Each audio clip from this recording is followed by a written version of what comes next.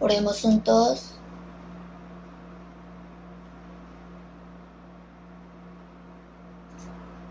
Dios nuestro Padre Santo, misericordioso y de gracia, de verdad te damos gracias porque Dios primero llamó a nosotros que vivíamos en delitos y pecados y éramos enemigos de Dios, y envió a su Hijo unigénito Jesucristo para perdonarnos de nuestros pecados y salvarnos con su preciosa sangre en la cruz, haciéndonos sus santos hijos.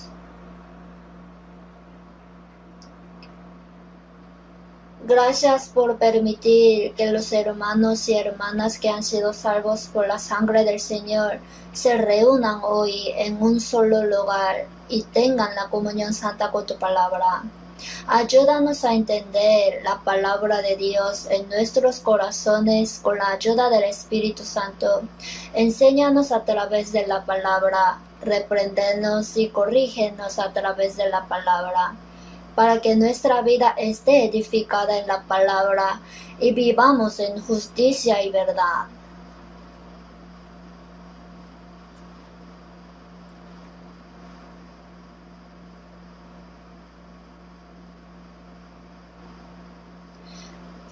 Por medio de eso, ayúdanos a dar mucho fruto y agradar a Dios y poder glorificar a Dios.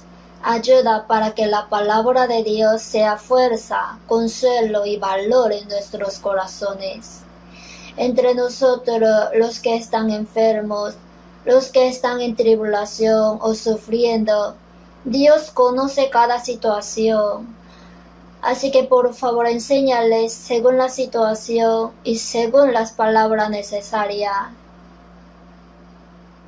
Además, ayúdanos a nunca tropezar a pesar de cualquier situación, sino a confiar únicamente en el Señor, mirando al Señor y caminando en la verdad. Acompaña con el pastor Johan Lee, pastor Jung Hyun Hong y pastor Chung Un Song, quienes están en misiones en Hong Kong y África. Ayuda para que las almas puedan salvarse a través de esta oportunidad misionera y que la iglesia pueda establecerse firmemente para que pueda predicar fuertemente el Evangelio. Guárdales saludable y seguro hasta que regresen. Acompaña hoy en cada lugar del país donde nos reunimos en el nombre del Señor, y esté con los hermanos y hermanas que están predicando el Evangelio, incluso en situaciones difíciles en todo el mundo. Y ayúdalos para que puedan predicar el Evangelio fuertemente sin cansarse. El tiempo de hoy solamente en ti te dejamos. En el nombre del Señor Jesús, quien nos salvó, hemos orado. Amén. Gracias por la alabanza del coro. Busquemos el Apocalipsis, capítulo 19, versículos 6 al 9. El Apocalipsis 19, versículo 6.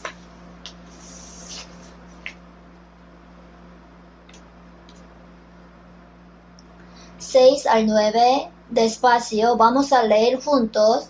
Y oí como la voz de una gran multitud, como el estruendo de muchas aguas, y como la voz de grandes truenos que decía: Aleluya, porque el Señor nuestro Dios Todopoderoso reina.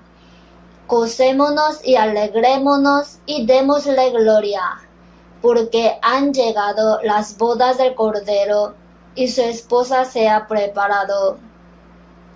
Y a ella se le ha concedido que se vista de lino fino, limpio y resplandeciente, porque el lino fino es las acciones justas de los santos. Y el ángel me dijo: escribe, bienaventurados los que son llamados a la cena de las bodas del Cordero. Y me dijo: estas son palabras verdaderas de Dios. Hasta aquí, el pastor principal está en la misión en Hong Kong. Él regresará mañana. Así que le agradecería que lo recordara y orara por él. Quedan pocos días este año 2024. Dios creó para el hombre días, meses y años. En particular, parece que Dios creó un año para darnos la oportunidad de empezar de nuevo. El hombre tiene naturaleza pecaminosa y también es débil. Por lo tanto, fácilmente podemos volvernos duros y repetir errores y equivocaciones. Entonces, en lugar de continuar cometiendo los propios errores y equivocaciones, necesitaría una oportunidad para romper con ellos. Y si miramos hacia atrás y vemos que algo andaba mal en mi vida, necesitamos una oportunidad para reflexionar y arrepentirnos. Además, como nuestra mente se embota fácilmente, necesitamos oportunidades para renovarla.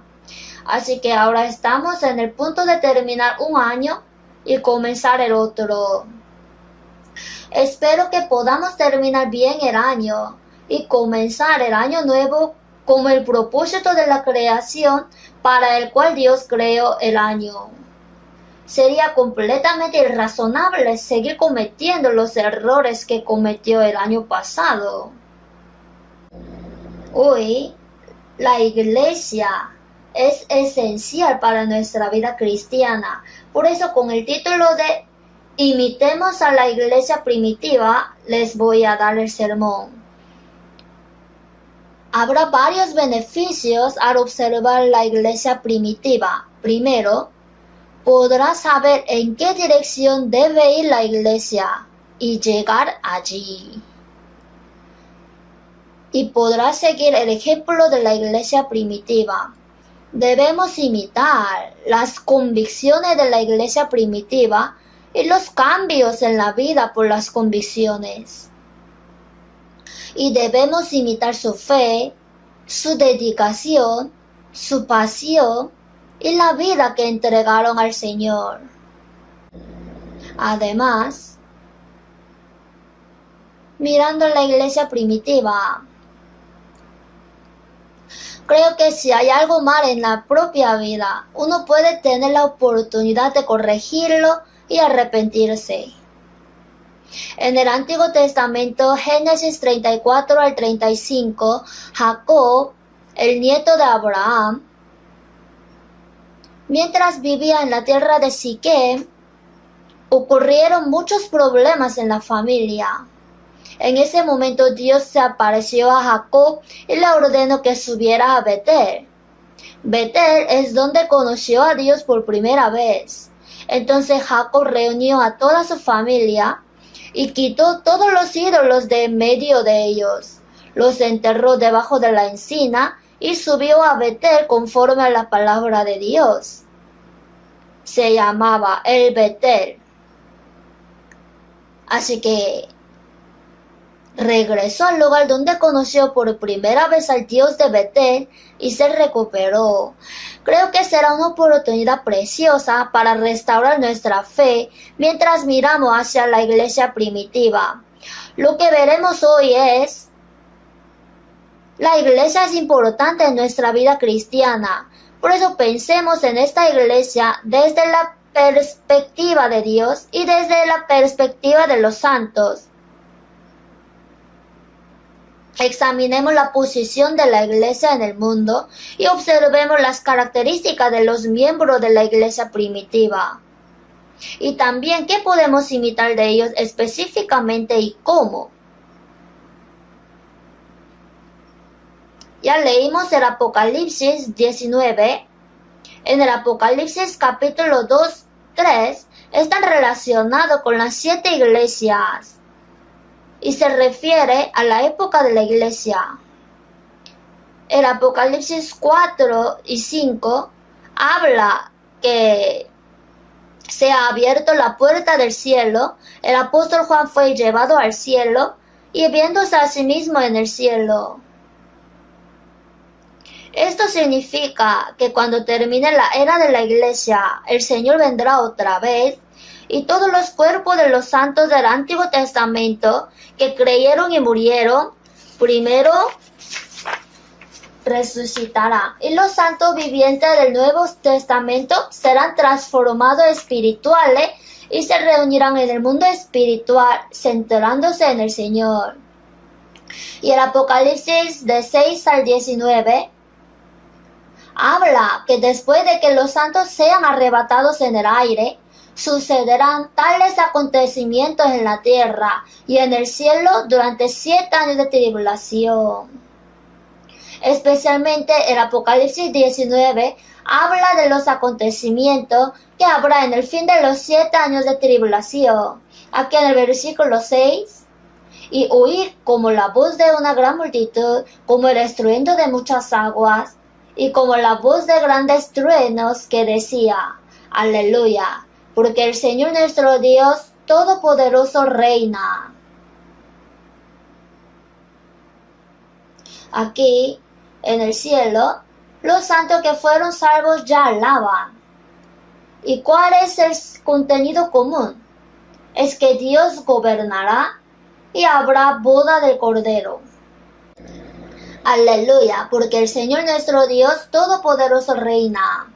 Al fin de los 7 años de tribulación, el Señor vendrá sobre la tierra otra vez, juzgará al mundo y creará de nuevo como el huerto del Edén. En el milenio, Jesús, quien es el Cordero, siendo el Rey, va a gobernar visiblemente, centrándose en Israel.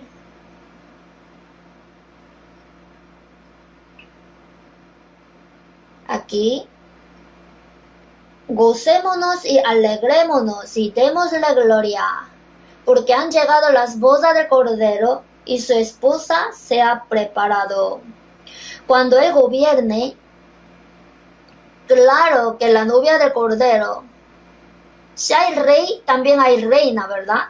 Si el Cordero es el rey, la esposa del rey, la iglesia también participará en su reinado.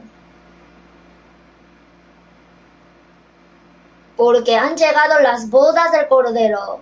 Significa que el periodo prometido de matrimonio se ha cumplido y su esposa se ha preparado. En otra ocasión, dice que la esposa ha terminado de adornarse, o sea que está lista, ya que la novia ha estado adornada y preparada. El versículo 8, y a ella se le ha concedido que se vista de lino fino, limpio y resplandeciente, porque el lino fino es las acciones justas de los santos. Como ya ha terminado de adornarse y preparar, el Señor, quien es el Cordero, permitió a la esposa que se vista de lino fino, limpio y resplandeciente. Y el ángel me dijo, escribe, bienaventurados los que son llamados a la cena de las bodas del Cordero. ¿Quiénes son los que están invitados a la cena de las bodas del Cordero? Se refiere a los santos salvos. Una persona que es salva y se convierte en la esposa del Cordero y participa en la ceremonia de boda del Cordero es gran bendición. Y me dijo, estas son palabras verdaderas de Dios. Lo que son bienaventurados los que son llamados a la cena de las bodas del Cordero es la palabra verdadera de Dios. No es falsa, sino que es la palabra clara de Dios que va a guardar. La razón por la que leo esto es que el propósito de la creación de Dios está escrito aquí en este texto. Dios creó y gobierna este mundo. Pero ¿cuál es el propósito de la creación de Dios? Se trata de preparar a la novia de Cristo. Ese es el propósito de la creación de Dios. En San Mateo 22:2 dice: el reino de los cielos es semejante a un rey que hizo fiesta de bodas a su hijo. Allí el rey señala a Dios y su hijo señala a Cristo, el Cordero. Dios está haciendo la obra de preparar a la esposa del Cordero en esta tierra. Por eso en San Juan 3:29, Juan el Bautista dijo: el que tiene la esposa es el esposo. El novio es Jesús y la novia es el santo que fue salvo. En Oseas 2:19-20, y te desposaré conmigo para siempre. Te desposaré conmigo en justicia, juicio, benignidad y misericordia. Y te desposaré conmigo en fidelidad, y conocerás a Jehová. Esas palabras fueron dichas principalmente a los israelitas en la era del Antiguo Testamento. Entre las 12 tribus de Israel, aquellos que tenían una fe fuerte en Dios, también están incluidos en la esposa de Cristo. ¿Quién es la esposa del Cordero, la esposa de Cristo en nuestra época que vivimos? Ahora es la iglesia. Ahora vivimos en medio de la historia. Entonces, estamos viendo cómo se prepara la novia de Cristo. En Efesios capítulo 2, el proceso de preparación de la esposa del Cordero, la novia de Cristo, se compara con un edificio de construcción. Veamos Efesios capítulo 2, versículo 20. 2:20, 20 al 22, leamos juntos. Edificado sobre el fundamento de los apóstoles y profetas, siendo la principal piedra del ángulo Jesucristo mismo, en quien todo el edificio bien coordinado va creciendo para ser un templo santo en el Señor, en quien vosotros también sois juntamente edificados para morada de Dios en el Espíritu. Vosotros, aquí, son los santos salvos de Éfeso. Esta es una carta que Pablo envió a los santos salvos de la iglesia de Éfeso, edificados sobre el fundamento de los apóstoles y profetas. Es Jesús quien estableció el fundamento de los apóstoles y profetas. El fundamento de la iglesia es Jesús y el evangelio que él cumplió. Cada persona que es salva en ese evangelio se convierte en una piedra viva. Y hay muchas iglesias en cada época, desde la iglesia primitiva hasta ahora. Las iglesias se unen a una en de edificio y se construyen como casa de Dios, como un templo completo. Debido a que vivimos en medio de la historia, estamos en el proceso de prepararnos para convertirnos en la novia de Cristo, la esposa del Cordero. Así que está escrito en tiempo presente.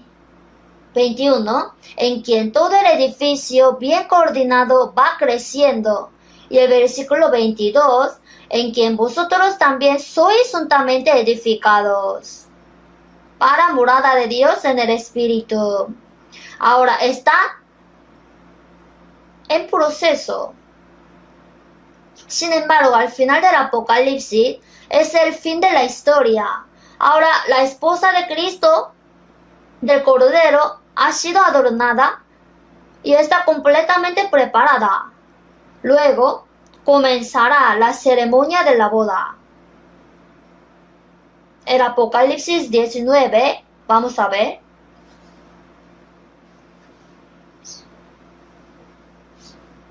Versículos 6 y 7. Porque el Señor nuestro Dios Todopoderoso reina. Jesús, quien es el Cordero, reinará durante 1000 años.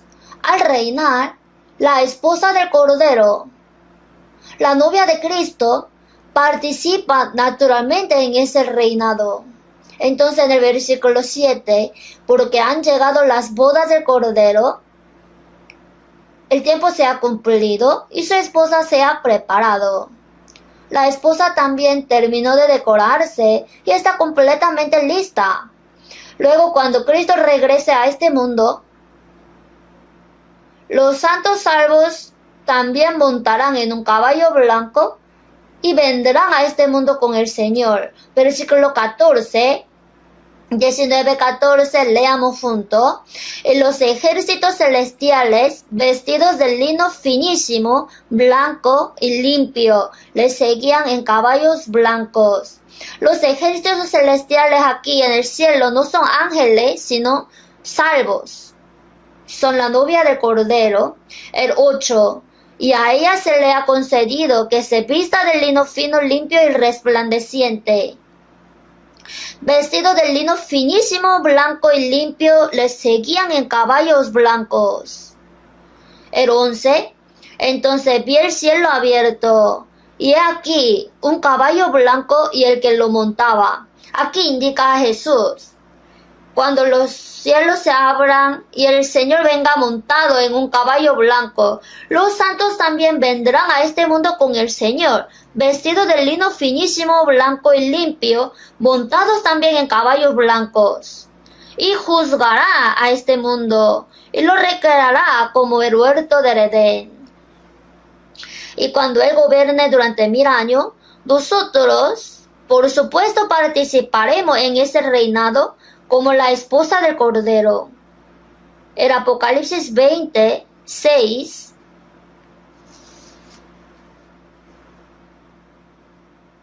Leamos juntos.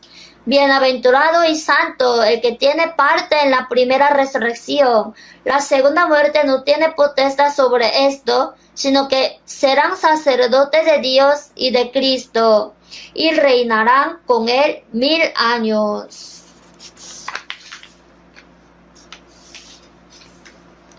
En el versículo 5, todos los que no fueron salvos, pero los otros muertos no volvieron a vivir hasta que se cumplieron 1000 años.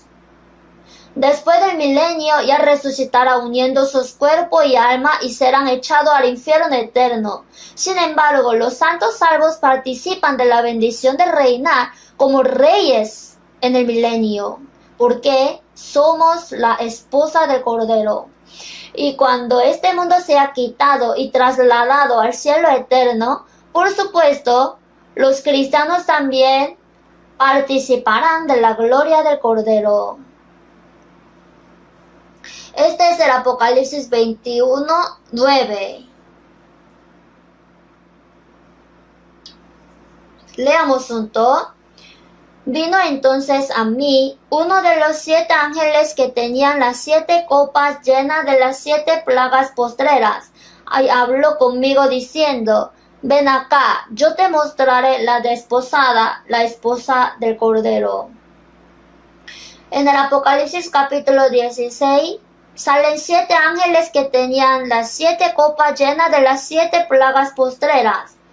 Cuando uno de los ángeles le dijo al apóstol Juan: ven acá, yo te mostraré la desposada, la esposa del Cordero. Cuando habla esto, lo dice con mucho gozo. La esposa del Cordero ya está bien adornada y lista. Por eso lo dice con alegría. Al final de la historia, la novia de Cristo estaba preparada. Aquellos que participan en la esposa de Cristo se incluirán entre las 12 tribus de Israel en la era del Antiguo Testamento, los que tenían fe segura hacia Dios. Al mismo tiempo, se incluirán todos los santos que fueron salvos en el Nuevo Testamento. todos los santos del Antiguo y del Nuevo Testamento participarán de la esposa de Cristo. Entonces el versículo 9, ven acá, yo te mostraré la desposada, la esposa del Cordero. Y desde el versículo 10 hasta el Apocalipsis capítulo 22 al 5, muestra el cielo, donde vivirá Cristo y la esposa. Hay 12 puertas allí. 3 en el norte, 3 en el sur, 3 en el este y 3 en el oeste. En el versículo 12 tenía un muro grande y alto con 12 puertas. Y en las puertas 12 ángeles y nombres inscritos, que son los de las 12 tribus de los hijos de Israel. Mientras dijo que va a mostrar la esposa del Cordero, la ciudad santa de Jerusalén desciende del cielo, y sus 12 puertas llevan los nombres de las 12 tribus. Esto significa que aquellos que tenían cierta fe en Dios entre las 12 tribus del Antiguo Testamento participarán ahí. Y al mismo tiempo el versículo 14, y el muro de la ciudad tenía 12 cimientos y sobre ellos los 12 nombres de los 12 apóstoles del Cordero. El hecho de que los nombres de los 12 apóstoles estén ahí significa que todos los santos salvos de la era del Nuevo Testamento también participarán en él. En otras palabras, todas las palabras que han sido salvas en el Antiguo y del Nuevo Testamento han sido unidas y la esposa de Cristo ahora ha sido completa. Y aquí participan los santos del Nuevo y del Antiguo Testamento, y las puertas tienen los nombres de las 12 tribus. Y dijo que las puertas son 12 perlas. Los 12 cimientos tienen los nombres de los 12 apóstoles de la era del Nuevo Testamento. Si lo leemos más, son 12 piedras preciosas. ¿Por qué compara a los santos salvos con perlas y piedras preciosas? Como todos sabemos, las perlas, cuando una arena entra en una ostra, como esta arena molesta y causa dolor, así ella saca algún material especial continuamente y cubre la arena. Y eso se convierte en una perla. Los santos del Antiguo Testamento también sufrieron mucho para preparar el escenario para la venida de Cristo. Los santos que fueron salvos en la era del Nuevo Testamento también experimentaron mucha tribulación y sufrimiento para predicar el evangelio que Cristo cumplió en la cruz. Entonces se expresa como una perla. ¿Y cómo describe a los santos salvos? Piedras preciosas. El Señor ve a los creyentes como perlas y piedras preciosas. Mire hacia la izquierda, hacia la derecha. Hay mucha perla y muchas piedras preciosas. Ante los ojos de Dios, todos son perlas y piedras preciosas. ¿Cuál es el propósito de que cada uno de nosotros nazca en este mundo? Al conocer al Creador, conocer a Jesús y comprender el Evangelio que Jesús completó, podemos participar en la iglesia que es la esposa de Cristo.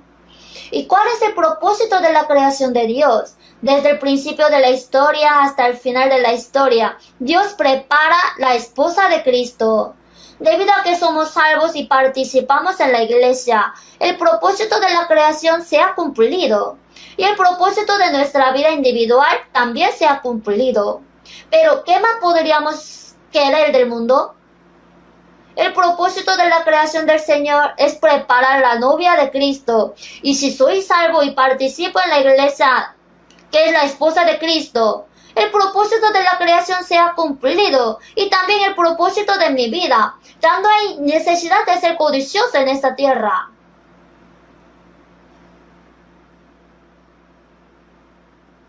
Tendremos que pensar profundamente en esta verdad. Está claramente escrito que Dios nos ve como perlas y piedras preciosas. Al final de la historia, la esposa de Cristo está preparada. Y cuando Cristo reine, también reinaremos. Y cuando Cristo entre en la gloria eterna, por supuesto la esposa también participará de su gloria. Podemos estar satisfechos con esto. Y la posición de la iglesia en este mundo. Efesios 1. Veamos, Efesios capítulo 1. El versículo 20, leo. La cual operó en Cristo, resucitándole de los muertos y sentándole a su diestra en los lugares celestiales, sobre todo principado y autoridad y poder y señorío, y sobre todo nombre que se nombra, no solo en este siglo, sino también en el venidero. Leamos junto. Y sometió todas las cosas bajo sus pies, y lo dio por cabeza sobre todas las cosas a la iglesia, la cual es su cuerpo, la plenitud de aquel que todo lo llena en todo. Aquí todas las cosas se refieren a todas las criaturas de Dios. La iglesia es distinguida entre todas las iglesias. Y se dice que la posición de la iglesia es sobre todas las cosas. La posición de la iglesia no está dentro de todas las cosas. La ubicación de la iglesia tampoco es debajo de todas las cosas. Dijo que la posición de la iglesia está por encima de todas las cosas. Y la cabeza de esta iglesia es Jesús, quien murió, resucitó y está sentado a la diestra del trono de Dios, y a quien se le dio el nombre que está sobre todo nombre. La voluntad de Dios es llenar la iglesia y llenar este mundo.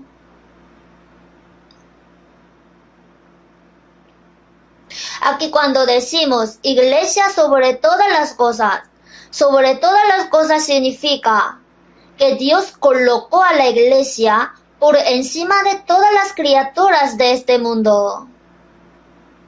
No abajo, sino arriba.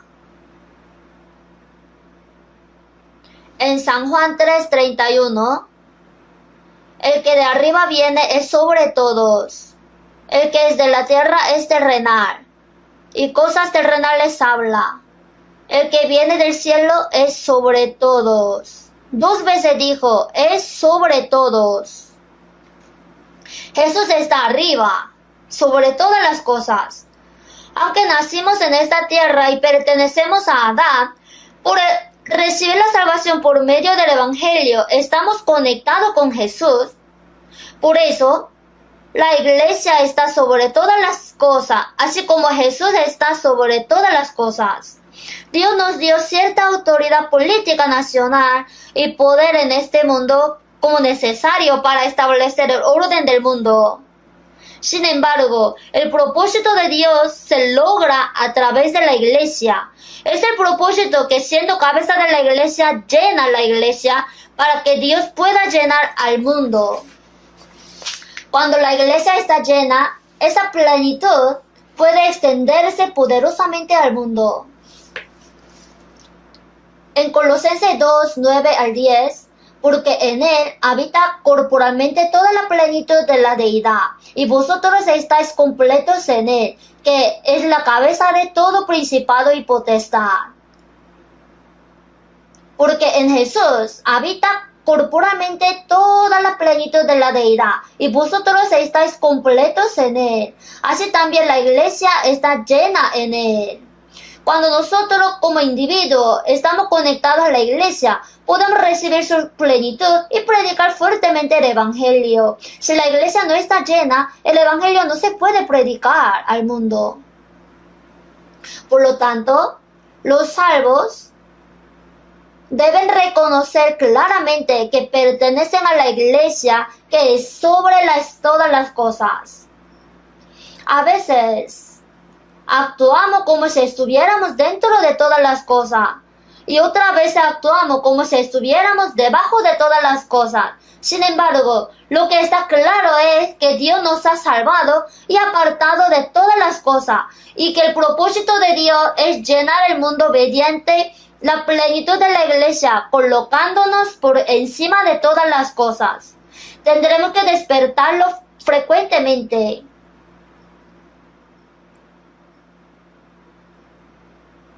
Una persona llamada Richard Lieber escribió un libro llamado Cristo y la escultura.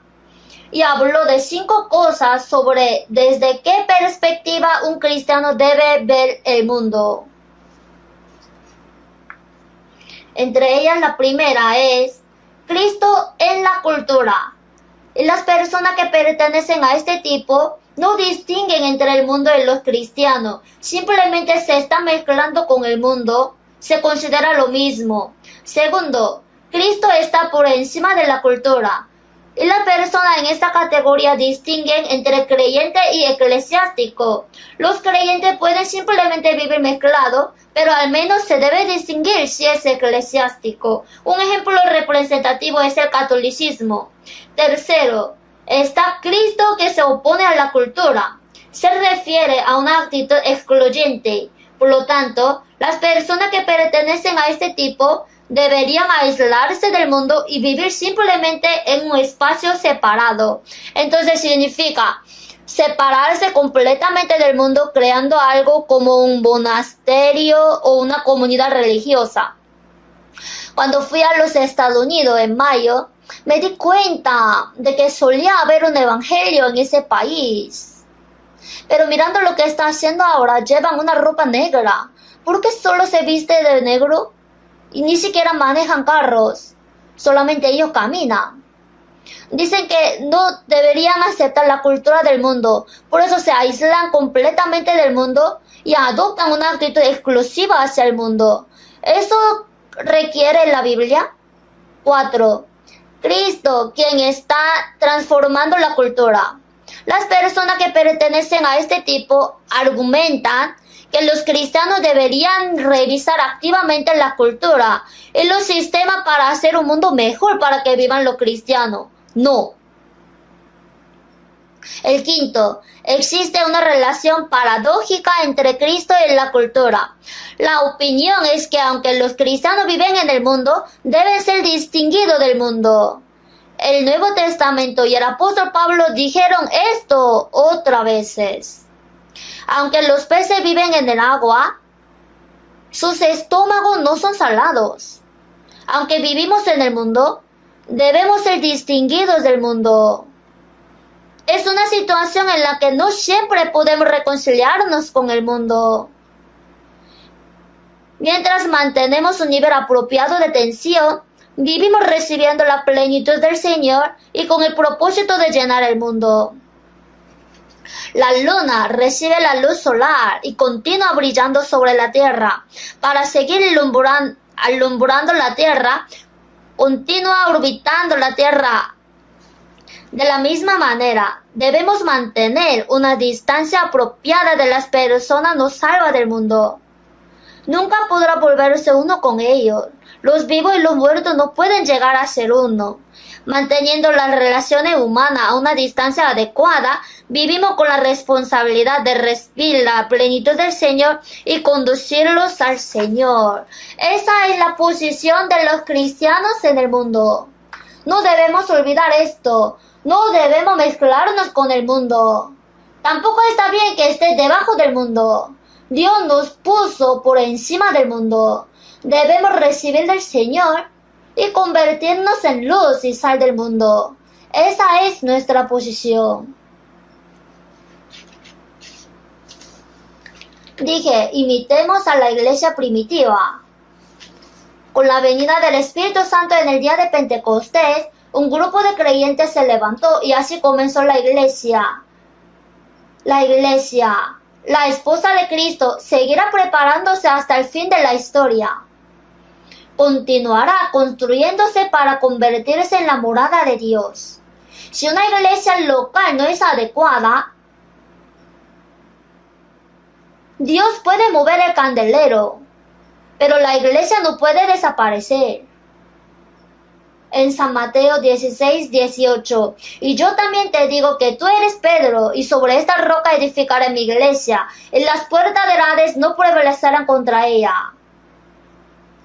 Sí, la iglesia está edificada sobre la roca del Señor. Por lo tanto, aunque se mueva el candelero, la iglesia no puede acabar. Se sigue construyendo iglesia y se sigue decorando y preparando la esposa de Cristo. Entonces hay muchas iglesias en cada época y en muchos lugares. Entonces, ¿cuál de ellas es la iglesia ideal? La iglesia más ejemplar. Por supuesto, es la iglesia primitiva. En la iglesia primitiva, el Espíritu Santo descendió en el día de Pentecostés y obró fuertemente. Y la iglesia primitiva fue donde los apóstoles que recibieron enseñanza de esos enseñaron directamente. De hecho, había muchas iglesias locales en la iglesia primitiva, pero la iglesia de Jerusalén y la iglesia judía sirvieron como modelo para toda iglesia. En Primera de Tesalonicenses 2:14, porque vosotros vinisteis a ser imitadores de la iglesia de Dios en Cristo Jesús que está en Judea. En otras palabras, la iglesia de Dios que está en Judea, la iglesia de Jerusalén, se convirtió en un modelo para otra iglesia de todos sectores. Debemos imitar a esta iglesia primitiva. La iglesia primitiva era pequeña y estaba compuesta por gente común. Los miembros de la iglesia primitiva eran pescadores galileos y no eran personas especiales, pero en cierto modo eran personas comunes e insignificantes. ¿No somos así también? Si vas a cualquier iglesia, solo hay gente famosa del mundo. ¿Podría ser eso posible? La iglesia primitiva era gente común e insignificante en el mundo. En 1 Corintios 1, 26 al 29, pues mirad, hermanos, vuestra vocación, que no sois muchos sabios según la carne, ni muchos poderosos, ni muchos nobles, sino que lo necio del mundo escogió Dios para avergonzar a los sabios. Y lo débil del mundo escogió Dios para avergonzar a lo fuerte. Y lo vil del mundo y lo menospreciado escogió Dios, y lo que no es, para deshacer lo que es, a fin de que nadie se jacte en su presencia. Dijo: no soy muchos sabios según la carne, ni muchos poderosos, ni muchos nobles. Lo necio, lo débil y lo menospreciado del mundo escogió Dios. Dios escogió a los pobres para enriquecerlos en la fe. Ahora también. La iglesia primitiva era ordinaria, fue insignificante, pero el evangelio fue predicado fuertemente por medio de ellos. El evangelio ha llegado a nosotros 2000 años después. Si lo piensa bien, somos insignificantes. Sin embargo, a través de nuestra iglesia, estamos predicando el evangelio a más de 80 países alrededor del mundo. Esta es la gracia de Dios y su poder. Si piensan en esto como una carrera de relevos, se podría decir que la iglesia primitiva fue la primera corredora. Somos los últimos corredores. En una carrera de relevos de 400 metros hay 4 corredores. Todos ellos son buenos, pero ¿dónde ubica los mejores jugadores entre ellos? Colocarlos primero y último. Coloca los mejores corredores primero y último. ¿Por qué? Es lo más importante. Los santos de la iglesia primitiva, los corredores de la iglesia primitiva, corrieron duro. Tenemos la responsabilidad de correr duro como los últimos corredores. Tenemos la responsabilidad de terminar bien. Los corredores de la iglesia primitiva corrieron con fuerza. En medio también han estado corriendo bien. Y nosotros, siendo últimos corredores, si estamos parados o corremos hacia atrás, ¿no sería muy vergonzoso? Quizás yo no estoy parado o estoy corriendo para atrás. Si es así, debes sentir vergüenza siendo el último corredor. Tenemos que imitar a la iglesia primitiva. Las características de los santos de la iglesia primitiva podrían resumirse en solo 2: la confianza y el cambio. Ellos tenían confianza en su fe. Y debido a que apareció claramente el cambio en su vida basado en la confianza, pudieron correr con poder y predicar el Evangelio con poder. Tenían confianza en la verdad. En lugar de decir, puedo ir al cielo creyendo en la sangre de Cristo, sino tenían confianza que definitivamente voy al cielo. Ellos también tenían naturaleza pecaminosa. Ellos también son criaturas de Dios y son personas débiles. También tenían muchos errores y equivocaciones. ¿Y cómo podían estar seguros de que irían al cielo? Es la cruz de Cristo. La cruz les dio confianza. El unigénito de Dios murió y fue colgado en la cruz, derramó su sangre y recibió el castigo. Los santos de la iglesia primitiva no tenían ninguna duda sobre el hecho de que Cristo murió y derramó su sangre por ellos. Cristo y la cruz de Cristo fueron para ellos respuesta suficiente. En Gálatas 3:13, Cristo nos redimió de la maldición de la ley, hecho por nosotros maldición, porque está escrito, maldito todo el que es colgado en un madero. Es cierto que fue maldecido por causa de nosotros.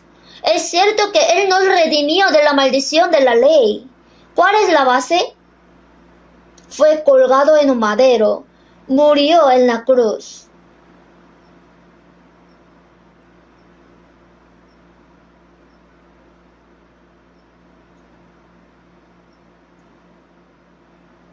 En Hechos están escritos 19 sermones que los apóstoles de la iglesia primitiva predicaron y dieron exhortaciones. Sin embargo, entre los sermones y exhortaciones no hay ningún sermón confuso.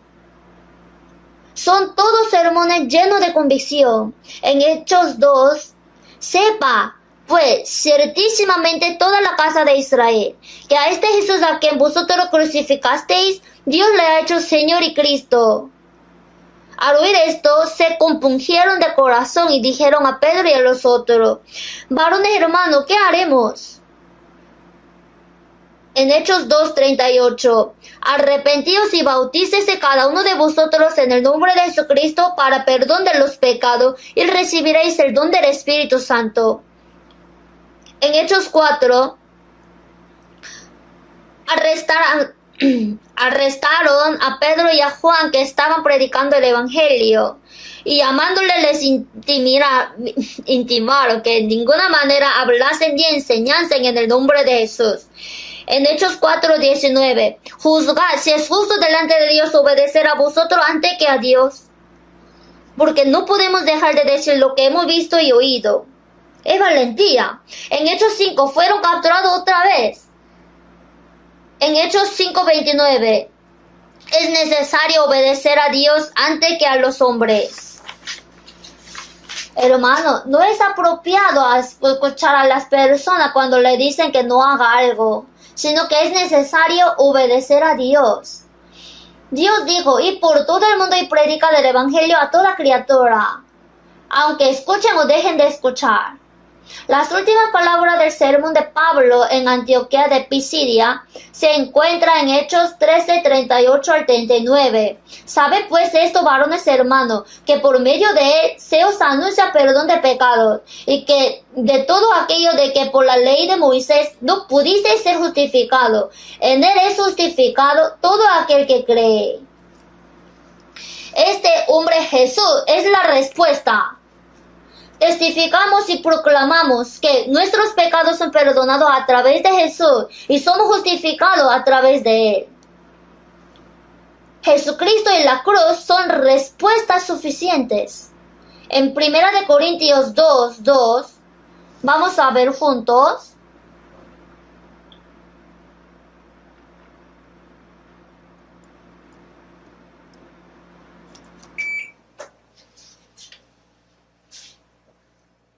En 1 Corintios capítulo 2:2, leamos juntos. Pues me propuse no saber entre vosotros cosa alguna sino a Jesucristo y a este crucificado.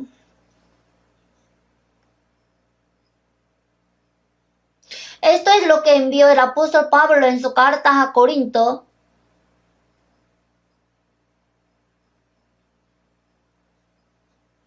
El pastor Martin Lloyd-Jones falleció mientras predicaba en Inglaterra.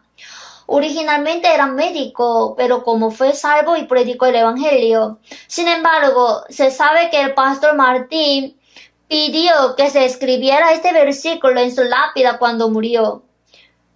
Pues me propuse no saber entre vosotros cosa alguna sino a Jesucristo y a este crucificado. Jesucristo y su cruz son suficientes. Si conozco a Jesús, he experimentado la expiación a través del Evangelio de la cruz de Jesús, me he convertido en hijo de Dios y he sido salvo.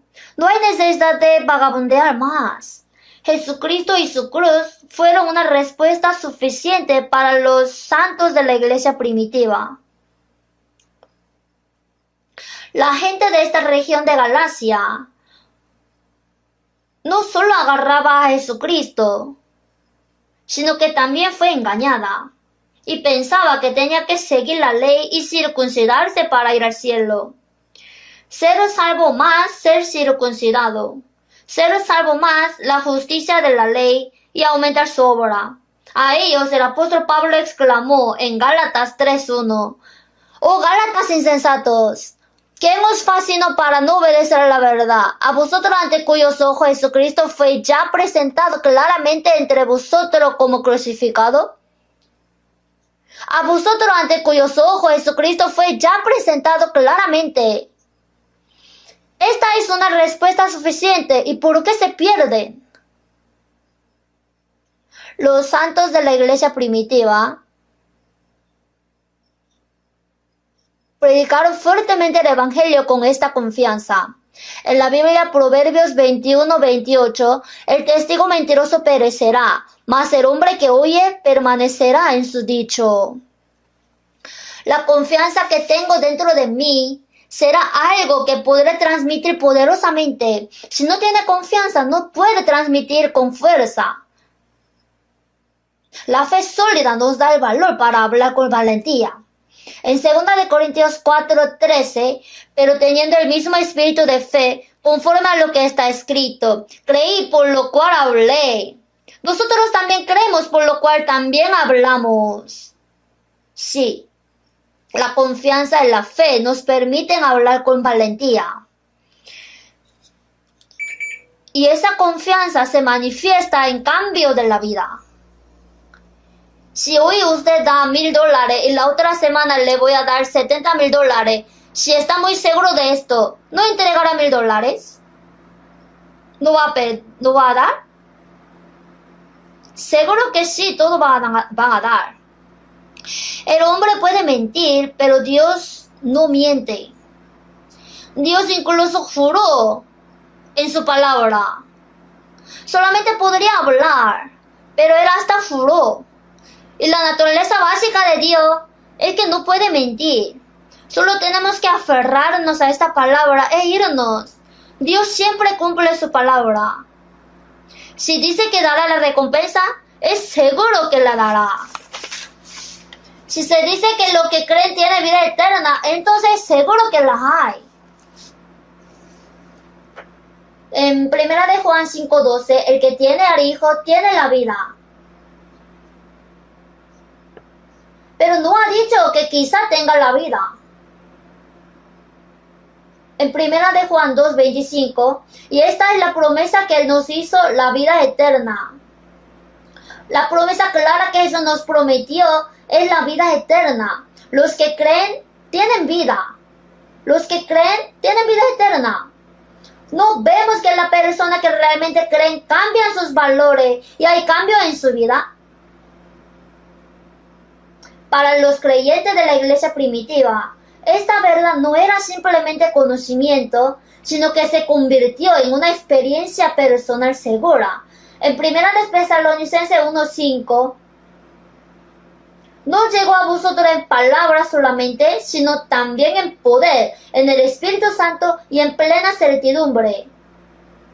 El Evangelio se predica a través de palabra, pero para alguna persona termina con el conocimiento. Sin embargo, solo cuando el poder y el Espíritu Santo obran, un individuo puede tener una gran confianza. Para usted, ¿el Evangelio viene por conocimiento o por poder o por el Espíritu Santo y por plena certidumbre? Si tiene una convicción, definitivamente verás el cambio. En la vida pública de Jesús, los apóstoles Juan y Santiago caminaron con él. Y los samaritanos no aceptaron a Jesús. Sale en San Lucas 9.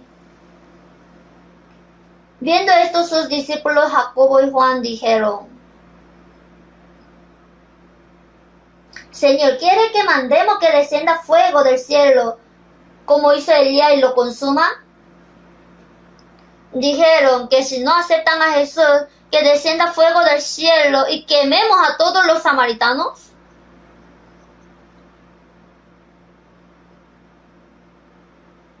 ¿Qué tan secos son? Sin embargo, este apóstol Juan experimentó el Evangelio cierto a través de Jesús resucitado. Tenía confianza y por eso se convirtió en apóstol del amor. En primera de Juan se sigue hablando del amor. Dicen que el apóstol Juan cuando predicaba siempre hablaba del amor. Entonces cuando seguía hablando del amor durante su sermón, dijeron: ¿no podría dar otro sermón? Ok. Y más tarde, él dijo: amémonos unos a otros.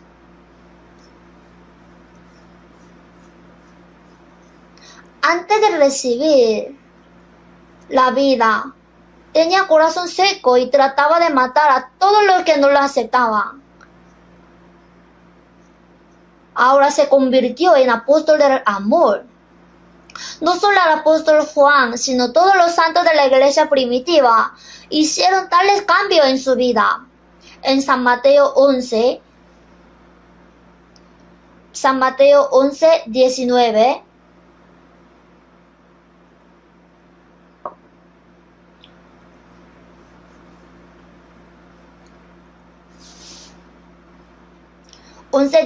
leamos junto. Vino el Hijo del Hombre que come y bebe y dice: he aquí, un hombre comilón y bebedor de vino, amigo de publicanos y de pecadores, pero la sabiduría es justificada por sus hijos. Aquí la sabiduría se refiere a Jesús. La sabiduría es justificada por sus hijos.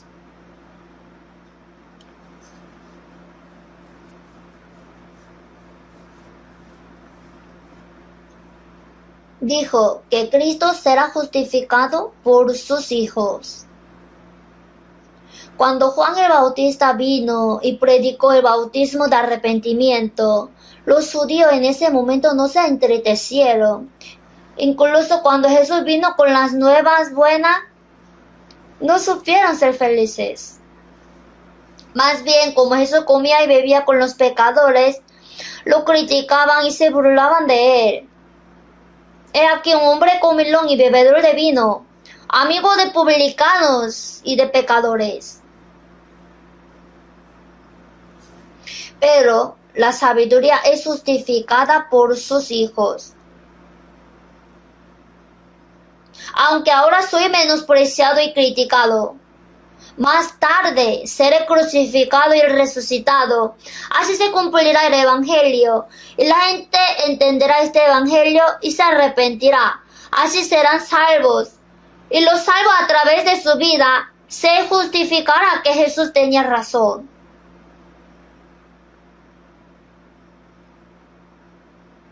La vida cambiada exalta a Cristo.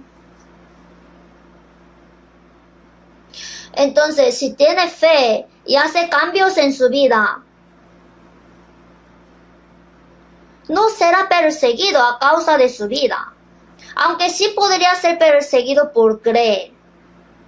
Su vida es alabada por la gente del mundo. Hechos 2:47, vamos a buscar. Hechos capítulo 2. Versículo 47. Leamos junto. Alabando a Dios y teniendo favor con todo el pueblo, y el Señor añadía cada día a la iglesia los que habían de ser salvos. Alabando a Dios y teniendo favor con todo el pueblo, aunque fueron perseguidos y menospreciados por la fe, teniendo favor con todo el pueblo.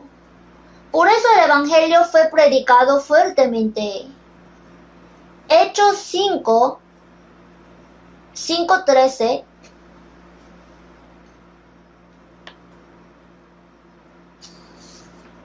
Leamos junto. De los demás, ninguno se atrevía a juntarse con ellos, mas el pueblo los alababa grandemente. Durante 2000 años de la historia cristiana, muchos cristianos fueron perseguidos, menospreciados, despreciados y huyeron. No fue solo en la época de la iglesia primitiva, sino que a lo largo de la historia, muchas personas enfrentaron dificultades por la fe. Pero ¿quiénes fueron las personas que ayudaron en secreto a los que huían? Las personas que secretamente les ayudaron y les aceptaron eran los incrédulos. ¿Por qué les ayudaron y les dieron la bienvenida? Al menos los santos de la iglesia primitiva, aquellos cristianos que sufrieron tribulaciones y persecuciones, eran honestos y sinceros. Si no fueran honestos, nunca los habrían aceptado. Si no fueran sinceros, sino perezosos, nunca les habrían ayudado. Aunque ellos por la fe y por la persecución tenían que huir, por lo menos sus vidas fueron honestas y sinceras. A principios del siglo XX se levantó el gran avivamiento en Pyongyang. El Evangelio ha sido predicado en Corea. Hubo un tiempo en que el Evangelio se difundió activamente en Pyongyang y alrededor de 40% de la población de Pyongyang se convirtió al cristianismo. El gran avivamiento de Pyongyang es un acontecimiento famoso en la historia de la iglesia. Sin embargo, si nos fijamos en el gran avivamiento de Pyongyang, las personas que claramente nacieron de nuevo, si habían tomado prestado, luego les devolvían. También si ellos habían hecho algún error, visitaban al hombre quien fue herido y les pedían perdón. Así, la vida cambiada, su cambio de vida, su honestidad, la sinceridad permitieron que el Evangelio se difundiera activamente. La honestidad y la sinceridad me permiten predicar fuertemente el Evangelio a quienes me rodean.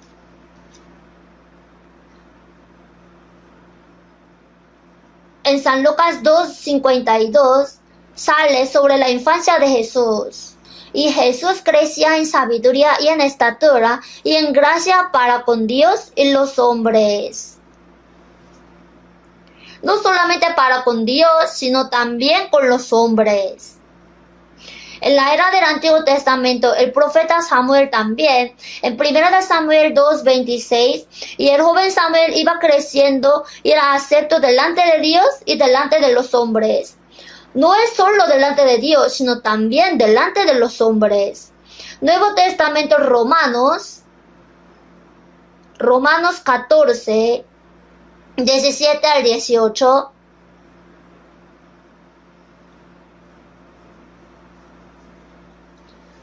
(14, 17 al 18) Leamos juntos. Porque el reino de Dios no es comida ni bebida, sino justicia, paz y gozo en el Espíritu Santo. Porque el que es esto sirve a Cristo, agrada a Dios y es aprobado por los hombres.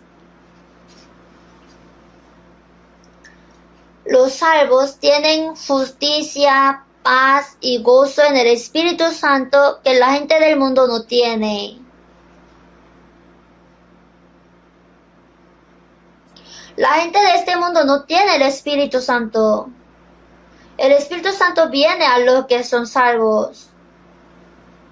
Arrepentíos y bautícese cada uno de vosotros en el nombre de Jesucristo y recibiréis el don del Espíritu Santo. En Efesios 1:13, en el también vosotros, habiendo oído la palabra de verdad, el evangelio de vuestra salvación, fuisteis sellados con el Espíritu Santo. En San Juan 7:39, esto dijo del Espíritu que habían de recibir los que creyesen en Él. Tenemos el Espíritu Santo. Entonces tenemos la confianza de recibir el perdón de nuestros pecados, ser salvo del infierno y tener una esperanza clara en el cielo. Tenemos justicia, paz y gozo. Entonces quien sirve a Cristo agrada a Dios y es aprobado por los hombres. En la Biblia, en San Mateo 5:14, Jesús dijo, vosotros sois la luz del mundo. Donde hay personas salvas, el mundo se vuelve más brillante. 5:13, vosotros sois la sal de la tierra. Donde hay santos, se previene la corrupción. Establecer una verdadera iglesia de Dios en un lugar reducirá a los criminales mucho más que aumentar el número de comisarías. La comisaría solamente controlan externamente, no puede cambiar el corazón ni mente. Sin embargo, el Espíritu Santo viene dentro de los cristianos y les da justicia, paz y gozo, verdadera satisfacción y esperanza. Entonces la vida cambia. La iglesia primitiva tenía confianza en la verdad y un cambio claro en la vida que esa confianza produjo. Sí, aquí solo hay confianza y no hay cambio.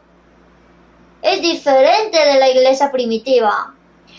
Tiene confianza, pero si no aparece ningún cambio de su vida, entonces es diferente de los santos de la iglesia primitiva. Y si solo tiene confianza sin cambios, esa confianza puede ser falsa.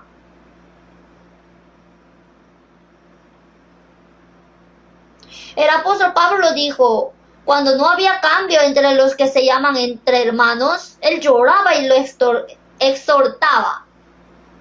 En Filipenses 3:18, de lo cual os dije muchas veces y aún ahora lo digo llorando, que son enemigos de la cruz de Cristo. Ahora lo digo llorando, que son enemigos de la cruz de Cristo. Dicen que tienen fe y tienen confianza, pero si no hay cambio, es lamentablemente que vale pena llorar. En Santiago 2:18, tú tienes fe y yo tengo obras. Muéstrame tu fe sin tus obras, y yo te mostraré mi fe por mis obras.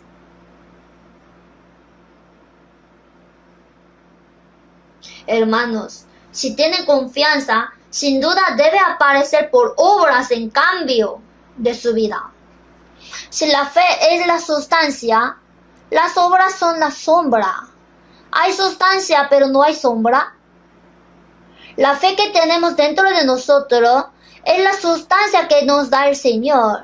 Si es así, debe manifestarse como un cambio en la vida. Se puede decir que los cambios en la vida son sombras. En Santiago 2:22. ¿No ves que la fe actúa juntamente con sus obras y que la fe se perfecciona por las obras? Cuando aparecen cambios en la vida, cuando aparecen las obras, es evidencia de que la fe es perfecta. No da énfasis en las obras, sino en la fe.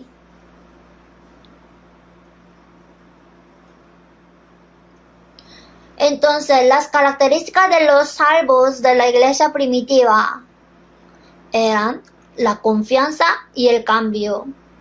descubrieron que la cruz era una respuesta suficiente y con esa confianza predicaron el Evangelio y con esa confianza y fe hicieron cambio en su vida. Tendremos que pensar profundamente en ello. ¿Qué tal yo? Al compararme con la iglesia primitiva, ¿tengo bien equilibrados confianza en las obras que es el cambio? Es necesario reflexionarnos.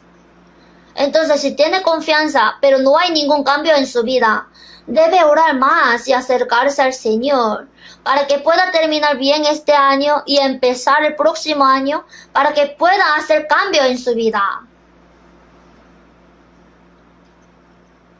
Específicamente, hay alguna cosa que podemos aprender de la iglesia primitiva. La iglesia primitiva estaba centrada en Cristo. En Hechos 3, 11 y 12, Pedro y Juan entraron al templo y sanaron a un hombre que había sido cojo desde su nacimiento. Y después que el cojo fue sanado, se levantó, caminó, saltó y alababa a Dios.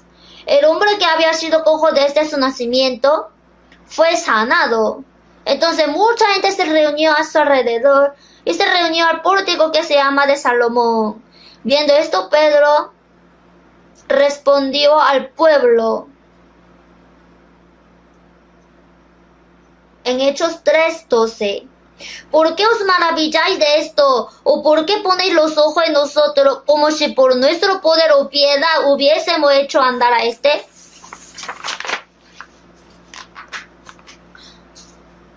El Señor estaba detrás de Pedro y Juan. ¿Por qué nos presta atención a nosotros?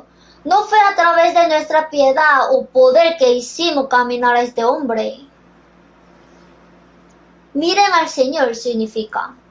En la continuación, en Hechos 4:10, en el nombre de Jesucristo de Nazaret, por él este nombre está en vuestra presencia sano. Y en ningún otro hay salvación, porque no hay otro nombre bajo el cielo dado a los hombres en que podamos ser salvos.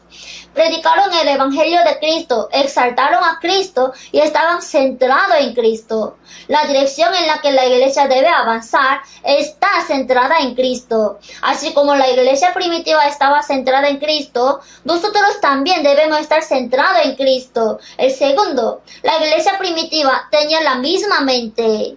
Vamos a buscar Hechos capítulo 1.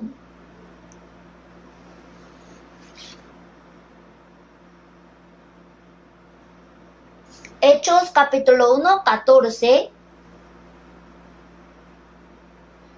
Todos estos perseveraban unánimes en oración y ruego con las mujeres y con María, la madre de Jesús, y con sus hermanos. Aquí, unánimes en oración y ruego. Capítulo 2, 46. Leamos junto. Y perseverando unánimes cada día en el templo, y partiendo el pan en las casas, comían juntos con alegría y sencillez de corazón. Perseverando unánimes cada día.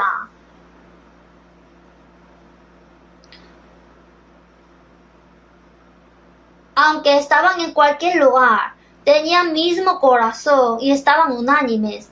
Hechos 4:24.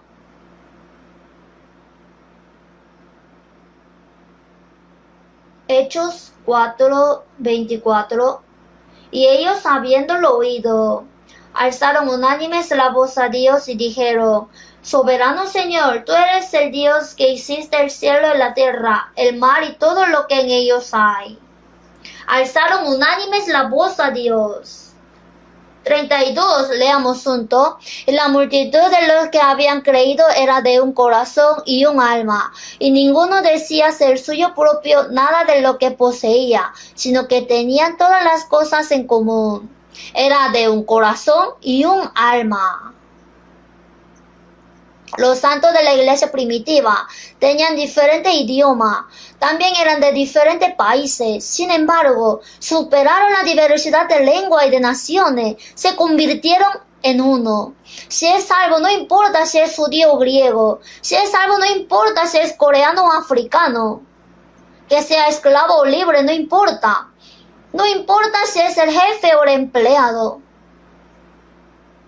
Si es hombre o mujer, no importa. Si es rico o pobre, no importa. Que sea guapo o feo, no importa. No importa. Lo importante es que trascendieron todo eso y se hicieron uno en Jesús. Se volvieron uno con una sola mente. En Efesios 4, 4 al 6, un cuerpo y un espíritu, como fuisteis también llamados en una misma esperanza de vuestra vocación, un Señor, una fe, un bautismo, un Dios y Padre de todos, el cual es sobre todos y por todos y en todos. En Efesios 4, 4 al 6 hay hasta 7 cosas. Si enumerara más, podría enumerar más como desee, pero ¿por qué se limitó a 7? 7 es un número perfecto. Entonces lo limitó a 7. Creó el cielo y la tierra en 6 días y descansó el último día, el séptimo día. 7 es un número perfecto. Sin embargo, las 7 cosas mencionadas aquí son que Dios es uno, el Señor es uno, el Espíritu Santo también es uno, la fe y la esperanza son una, el bautismo uno, el cuerpo es uno, la iglesia es una. 7 son. Ahora, aquellos que han sido salvos tienen razón suficiente para llegar a ser uno. Dios nos ha dado una razón suficiente para convertirnos en uno. Lo que recibimos es uno, es común. El resto es secundario. ¿Dónde deberíamos convertirnos en uno? Debemos convertirnos en uno en lo que creemos y conocemos. En Efesios 4:13, hasta que todos lleguemos a la unidad de la fe y del conocimiento del Hijo de Dios, a un varón perfecto a la medida de la estatura de la plenitud de Cristo. Hasta que todos lleguemos a la unidad de la fe y del conocimiento del Hijo de Dios. Si lo que cree y lo que conoce son diferentes, se dividirán. Cuando lo que cree y lo que conoce se vuelven uno, podrá convertirse en una persona perfecta y alcanzar a la medida de la estatura de la plenitud de Cristo. No es algo que alcancemos solo, sino que nos unimos como uno solo para convertirnos en una persona. Si son diferentes, están divididos. El catolicismo no es uno. La Iglesia Católica representativa son la Iglesia Ortodoxa Oriental y la Iglesia Ortodoxa Occidental. La Iglesia Ortodoxa Occidental es católica romana y la Iglesia Ortodoxa Oriental es la Iglesia Ortodoxa rusa. ¿Por qué están divididas? Porque hay 2 razones. La Iglesia Ortodoxa Oriental dice: está bien tener pintura en un edificio de la iglesia, pero no debería hacer esculturas. La Iglesia Ortodoxa Occidental incluso hizo escultura. Así se dividieron. La Iglesia Ortodoxa Occidental dijo que cuando venga el Espíritu Santo será enviado en el nombre del Padre y del Hijo. ¿Qué pasa con la Iglesia Ortodoxa Oriental? No, Él vino solo en el nombre del Padre. Por eso se separaron. Por estas 2 razones. No parece gran cosa, pero se dividieron. Piensen. Las nubes son 98% agua y 2% otra cosa. Las medusas son 98% de agua y 2% de otra cosa. Y las sandías son de 98% de agua y 2% de otra cosa. 98 son iguales. Y el 2% es diferente. Y esto convierte en nube, medusa y una sandía. Es diferente por esta cosa pequeña. Debemos esforzarnos por llegar a ser uno en lo que creemos y en lo que conocemos. Y debemos llegar a ser uno en el Evangelio. Tenemos iglesia para predicar el evangelio. Si la iglesia no predica el evangelio, no tiene valor. Israel fue utilizado como canal para la venida de Cristo y el evangelio fue confiado a la iglesia. Predicamos el evangelio a través de la iglesia. Debemos llegar a ser uno en el evangelio. En Filipenses 1:27, oiga de vosotros que estáis firmes en un mismo espíritu, combatiendo unánime por la fe del evangelio. Debemos llegar a ser uno en la fe del evangelio y debemos convertirnos en uno en el amor. Romanos 15:7, por tanto, recibíos los unos a los otros como también Cristo nos recibió, para gloria de Dios. Cristo nos aceptó. Si como Cristo nos aceptó, si aceptáramos a los hombres, no habría nadie que no pueda ser aceptado. De hecho, Cristo nos aceptó cuando éramos enemigos a causa del pecado. Por eso la Biblia dice que acepte incluso a su enemigo. Nos volvemos uno en el amor. En la iglesia primitiva se dedicó a la oración. Necesitamos dedicarnos a la oración individualmente. Hechos 1,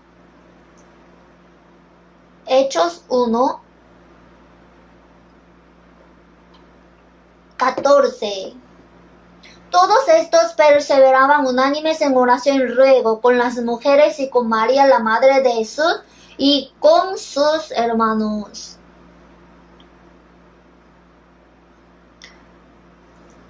Aquí, todos estos perseveraban.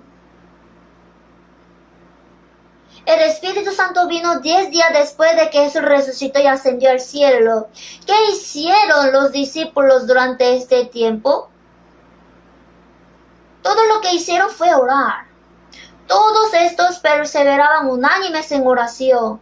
Por supuesto, no recibieron el Espíritu Santo por orar. El Espíritu Santo vino según la promesa. Sin embargo, recibirlo a través de la oración debe haber sido mucho más gozoso y poderoso porque fue recibido con un corazón tan sincero.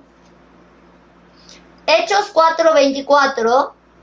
Ya leímos, y ellos, habiéndolo oído, alzaron unánime la voz a Dios.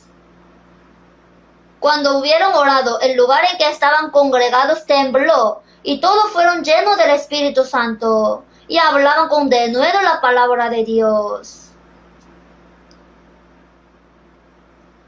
Los santos de la iglesia primitiva, cuando fueron amenazados que en ninguna manera hablasen ni enseñasen en el nombre de Jesús, ellos se reunieron y oraron unánimes, y todos fueron llenos del Espíritu Santo y hablaban con denuedo la palabra de Dios. Nosotros también queremos ser llenos del Espíritu Santo y predicar el Evangelio con valentía. ¿Cuál es la manera? La oración. Personalmente, orar más me da valor. También siento más fuerza cuando me pongo de pie en el púlpito después de orar fervientemente durante el seminario de la Biblia. Dios me ayuda y me da valentía. Cuando Jesús y sus discípulos estaban juntos en un barco, en la vida pública de Jesús, en San Marcos 4, hubo un viento y una tormenta. ¿Qué hicieron entonces los discípulos? Ellos despertaron a Jesús que estaba durmiendo. Nada más. Cuando Jesús se levantó y gritó al viento y al mar, todo se calmó. Todos debemos orar cuando sufrimos. Hay un himno. Oró cuando su corazón estaba lleno de ira. Oró cuando las cosas estaban oscuras. Oró por la gracia que recibirá hoy. La oración es poder. Los santos de la iglesia primitiva obtuvieron fuerza a través de la oración. Ganaron valor a través de la oración. Encontraron consuelo a través de la oración. Predicaron con valentía el Evangelio por la oración. Y vivieron con confianza en medio de muchas tribulaciones. El secreto para vivir como los santos de la iglesia primitiva es que oremos. 4. La iglesia primitiva recibió un suministro continuo de la palabra a través de los apóstoles. Hechos 2:42. Y perseveraban en la doctrina de los apóstoles. Los santos de la iglesia primitiva pudieron vivir poderosamente porque continuamente recibían la palabra. ¿Cuál es la razón por la que valora la iglesia? Es porque puede recibir la enseñanza de la palabra. Aunque actualmente estamos aprendiendo la palabra en el mismo espacio, lo que está claro es que no todos están recibiendo la misma cantidad. Jesús también dijo, mirad, pues, ¿cómo oís? Mirad lo que oís. El que tiene oídos para oír, oiga. Aunque están en el mismo lugar, esto no significa que todos reciban la misma cantidad. Cuando tenemos humildad y pasión por aprender, podemos aprender más. Es la humildad y la pasión. Si se enaltece, aunque podría aprender y no lo podrá. Si se humilla, podrá aprender algo hasta de la hormiga. El orgullo es lo que bloquea el aprendizaje. Si hace mucho tiempo que usted se conmovió por el sermón, de verdad debe arrepentirse, porque su corazón está tan duro. Mantener continuamente la humildad, que quiere seguir aprendiendo, esto es la base del aprendizaje. También ignorar a la persona que predica la palabra es ignorar la palabra de Dios. En Segunda de Reyes, 42 jóvenes se burlaron del profeta Eliseo, diciendo, calvo. Por supuesto, las personas que adoraban a ídolos se estaban burlando de la persona que predicaba la palabra de Dios. Y salieron 2 osos del monte y despedazaron de ellos a 42 muchachos. ¿Por qué esto está escrito en la Biblia? Lo primero que ignora la palabra es ignorar a la persona que predica. Entonces la palabra nunca entrará en esa persona. Los santos de la iglesia primitiva tenían humildad y pasión de aceptar continuamente la enseñanza. Debemos orar para que Dios nos dé humildad y pasión. Y la iglesia primitiva tenía pasión de predicar. La palabra pasión, passion en inglés, cuando se habla de la pasión de Cristo, la pasión tiene significado de pasión, pero también de dolor. La iglesia primitiva tuvo dificultades para predicar el evangelio. Había pasión por la evangelización que ni siquiera el dolor podía detener. En Hechos 5 fue prohibido hablar en nombre de Jesús y fueron azotados. Amenazaron que si vuelven a predicar podrían morir, pero ellos salieron de la presencia del concilio, gozoso de haber sido tenido por digno de padecer afrenta por causa del nombre, y todos los días en el templo y por las casas no cesaban de enseñar y predicar a Jesucristo. Había dolor y también había pasión de la evangelización que ni siquiera el dolor podía apagar. Y la iglesia primitiva se esforzaba en reunir. Y la iglesia primitiva era libre de la codicia por las cosas materiales. ¿Qué significa utilizar lo que tienen como propiedad común? Significa que realmente tienen una esperanza segura en el cielo y no en las cosas materiales del mundo. Y reconocieron que las cosas materiales que se les ha dado pertenecen al Señor. Estaban libres de avaricia material. ¿Cómo es que un pescador común se convirtió en pescador de personas? La razón es porque lo dejó todo y siguió al Señor. Cuanto más abandone la cosa del mundo, más poderosa será su vida para el Señor. Hay entre 200 y 300 nuestra iglesia en Corea y se ha predicado el evangelio en más de 80 países del mundo. Si miramos por dentro, es por la dedicación de los creyentes que renunciaron a su codicia por las cosas materiales y se sacrificaron, que generosamente dieron el dinero que ganaron para la misión. Por eso Dios nos bendijo. Y la iglesia primitiva tenía muchos trabajadores.